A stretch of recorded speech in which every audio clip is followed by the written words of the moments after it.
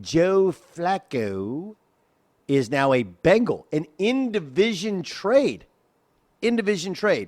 from a guy who was the starter for the Browns. Then the Browns pulled him. They started Dylan Gabriel. And now it's Dylan Gabriel, and the backup is Shedeur Sanders. Wow. Shedeur being 2 is not confirmed yet. I'm sure they'll bring in an old head, to be part of that room. But, man, is that crazy. It's not crazy. It's the Browns. I actually think that should be their slogan. The Raiders is just win, baby. For a long time, the Patriots and then the Saints were do your job.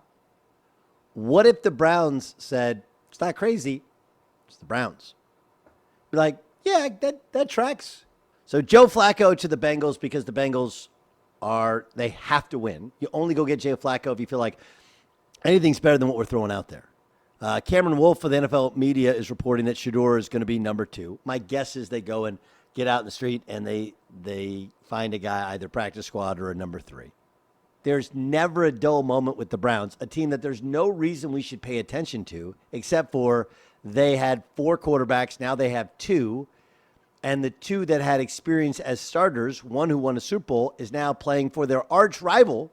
And they're left with Dylan Gabriel and Shedeur Sanders, who I can't tell you what he's done at practice, but up until recently, he wasn't even their scout team quarterback.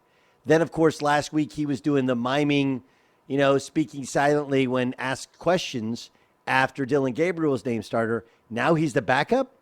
That's Lane Kiffin early in his career failing up from Shedeur Sanders. That's remarkable. That's crazy. Well, it's not crazy. It's the Browns. I don't remember an in-division trade of a starting quarterback since Donovan McNabb. McNabb, remember, was traded from the Eagles, where he had taken them to the Super Bowl, to the then Washington Redskins. And they're like, wow, that's an interesting trade. You trade individually, like, oh, he's washed up. Everybody knows what Flacco is. I don't think he's washed up, but he's obviously not the player he used to be. But the Bengals are in such desperate need of somebody who can get rid of the football, and they do have some talent there. Think about if you're Joe Flacco. You went from having to worry about a rookie third-string quarterback who's a fifth-round draft pick and what he was going to say to the media to where now you have Jamar Chase to throw the football to? Well, that's failing up as well. That's not bad. That's not bad. Does make sense, but also really interesting. Kirk Cousins hasn't been moved. Now, part of it is Kirk Cousins makes a lot more money than Flacco does. But Kirk Cousins just sitting there as a backup, not doing anything, whereas Joe Flacco is on the move yet again, and this one to the Cincinnati Bengals.